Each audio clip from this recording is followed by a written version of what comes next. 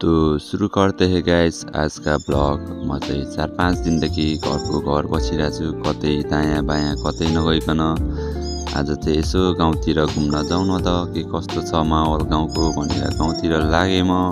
रोडतिर आइपुगे, यताउता हेरेँ, कसैलाई पनि देखिनँ। सबै बल खेल्न, भलिबल खेल्न, फुटबल खेल्न सबै गइसकेछ भनेर म एउटा दोस्तको घर गएँ। अनि दोस्तको बाउआमा चाहिँ आलुको त्यो तरुवा अथवा के भन्छ त्यसलाई बनाउँदै हुनुहुँदो रहेछ। मलाई एउटा दिनुभयो चाख्नलाई, कस्तो छ भनेर सोध्नु भएको थियो। ठिकै रहेछ, हल्का बनाउन जान्नु भएन कि के हो, जे जस्तो भए पनि नयाँ कुरा खान पाउँदा मिठै भएको थियो।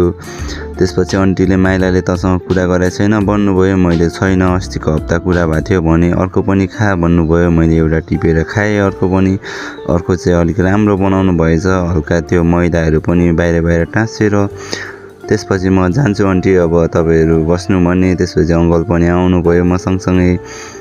बाहिर निक्लेको थिएँ, रिजन र अनुष्का आएको रहेछ। रात पर्यो, तिमीहरू घर जाऊ अब भने। त्यसपछि तिनीहरू घरतिर पनि लाग्यो दुईजना।